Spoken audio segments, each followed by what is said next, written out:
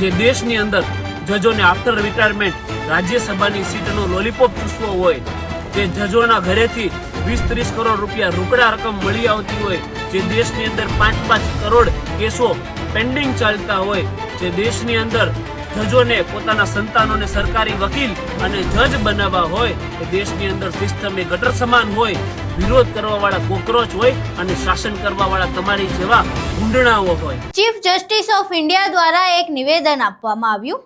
સુનાવણી ચાલતી હતી તેમની એક કેસમાં, અને એ કેસમાં તેમણે એક નિવેદન આપ્યું જેમાં તેમણે ભારતના અમુક યુવા વર્ગની સરખામણી કોકરોચ એટલે કે વંદા સાથે કરી દીધી. હવે આ નિવેદન સામે આવતાની સાથે જ એની ઘણી ટીકા થઈ, ઘણો વિરોધ થયો અને સોશિયલ મીડિયા પર આ નિવેદનનું ટ્રોલ પણ ઘણું થયું. જો કે આ ટ્રોલિંગ એટલી બધી વધી ગઈ કે આ જે નિવેદન આપવામાં આવ્યું હતું તેની વિરોધમાં એક અલગ પાર્ટી બની ગઈ, અને પાર્ટીનું નામ છે કોકરોચ જનતા પાર્ટી. આ પાર્ટી છેલ્લા ઘણા સમયથી ચર્ચામાં છે અને હવે તેની અસર ગુજરાતમાં પણ જોવા મળી રહી છે. ચીફ જસ્ટિસ ઓફ ઇન્ડિયા દ્વારા જે નિવેદન આપવામાં આવ્યું હતું તેના ભણકારા ગુજરાતમાં પણ વાગ્યા છે અને ગુજરાતમાં પણ આ કોકરોચ જનતા પાર્ટીનું જે સોશિયલ મીડિયા હેન્ડલ છે તે બની ગયું છે. આ સિવાય હવે ગુજરાતના જાણીતા એડવોકેટ એવા મેહુલ બોગરા આ સમગ્ર મામલે મેદાને આવ્યા છે. આખી ઘટના શું છે તેના વિશે વિગતે ચર્ચા કરીએ. નમસ્કાર, તમે જોઈ રહ્યા છો ચક્રવાત ન્યૂઝ. હું આપની સાથે હેમંત.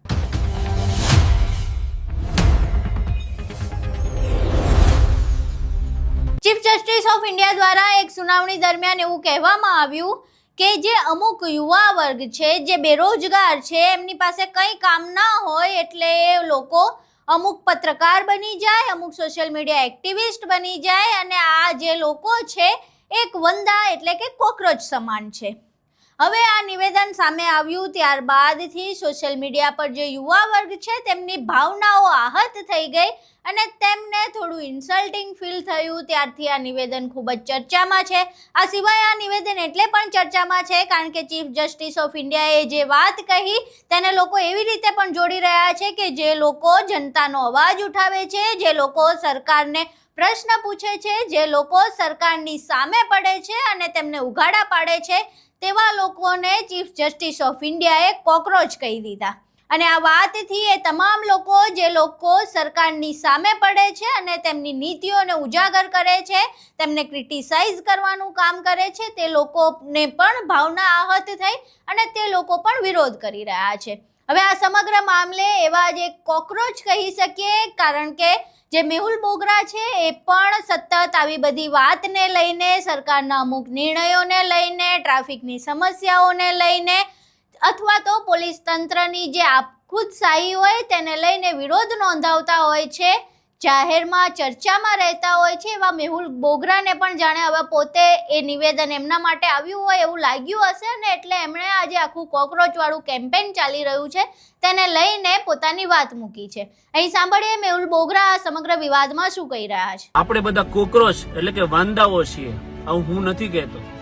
આ દેશમાં ન્યાય પ્રણાલીના સર્વોચ્ચ સ્થાન પર બિરાજમાન ચીફ જસ્ટિસ ઓફ ઇન્ડિયા કહે છે. Youngsters like cockroaches. They don't get any employment. They don't have any place in profession. Some of them become media. Some of them become social media. Some of them become RTI activists. Some of them become another activists, and they start attacking everyone.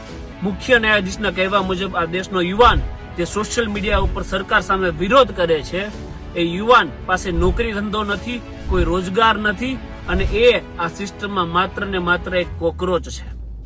અને એમનું કહેવું કદાચ ખોટું પણ નથી. જે દેશની અંદર જજોને આફ્ટર રિટાયરમેન્ટ રાજ્યસભાની સીટનો લોલીપોપ ચૂસવો હોય, જે જજોના ઘરેથી 20-30 કરોડ રૂપિયા રોકડા રકમ મળી આવતી હોય, જે દેશની અંદર 5-5 કરોડ કેસો પેન્ડિંગ ચાલતા હોય, જે દેશની અંદર જજોને પોતાના સંતાનોને સરકારી વકીલ અને જજ બનાવવા હોય, એ દેશની અંદર સિસ્ટમ એ ગટર સમાન હોય, વિરોધ કરવા વાળા કોકરોચ હોય અને શાસન કરવા વાળા તમારી જેવા ગુંડણાઓ હોય. મિત્રો, આજે મને ખૂબ જ આક્રોશ આવે છે.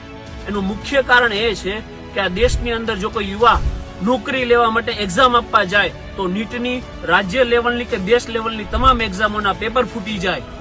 જો કોઈ બાળક શિક્ષણ લેવા માટે સરકારી શાળામાં જાય તો છાપરું પડે અને કચડાઈને મૃત્યુ પામે.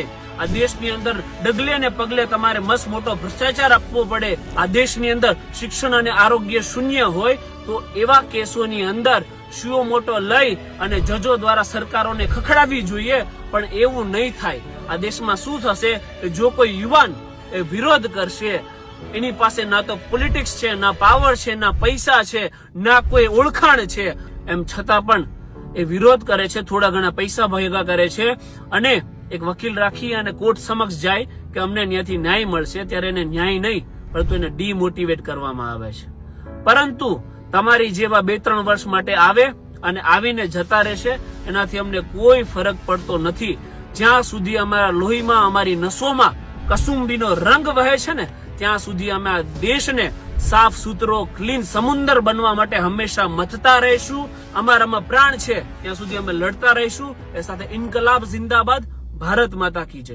અહીં તમે મેહુલ બોગરાને સાંભળ્યા. હવે ચીફ જસ્ટિસ ઓફ ઇન્ડિયાનું આ જે વિવાદાસ્પદ નિવેદન છે, એ નિવેદનની આગ ગુજરાત સુધી પહોંચી છે. ગુજરાતના જાણીતા એડવોકેટ એવા મેહુલ બોગરાએ આ મામલે પોતાની પ્રતિક્રિયા આપી છે. સોશિયલ મીડિયા પર તો આ કોકરોચ જનતા પાર્ટી અને કોકરોચ વાળું જે નિવેદન છે તે છેલ્લા ઘણા સમયથી ધૂમ મચાવી રહ્યું છે. સતત આ વાતને લઈને ટ્રોલ લિંક ચાલુ છે. આ સિવાય જે એક્ટિવિસ્ટ છે તે પોતે જે ગળામાં પટ્ટો બાંધે છે કે મે બી કોકરોચ, માથે પણ એવું લગાવે છે, કોકરોચના પીંછા હોય એવું, અને પોતાની વાત અકબંધ રીતે મૂકે છે અને એવું કહેતા જોવા મળે છે કે જો તમે અમને કોકરોચ કહો તો અમે કોકરોચ જ ભલા, પરંતુ જે ખોટી નીતિ છે, જે ખોટા કામ છે અને જે કામ નથી થતા જનતાના, એ જનતાનો અવાજ અમે કોકરોચ બનીને પણ ઉઠાવતા રહેશું. હવે મેહુલ બોગરાનો આ જે વિડીયો સામે આવ્યો છે, એ વિડીયો અને જે જસ્ટિસ સૂર્યકાંતે કહ્યું હતું, એ તમામ બાબતો જાણ્યા બાદ તમારું શું માનવું છે? જે કોકરોચ જનતા પાર્ટી બની છે એના વિશે તમારું શું માનવું છે? અને સોશિયલ મીડિયા પર જે આ કોકરોચ વાળું નિવેદન છે તેને લઈને જે ટ્રોલિંગ ચાલી રહી છે તેના વિશે તમારું શું માનવું છે? તમારા મંતવ્યો અમને કોમેન્ટ બોક્સમાં જરૂર જણાવજો. વિડીયો પસંદ આવ્યો હોય તો વિડીયોને લાઇક કરજો, શેર કરજો અને અમારી ચેનલને સબસ્ક્રાઇબ કરવાનું ભૂલશો નહીં. નમસ્કાર.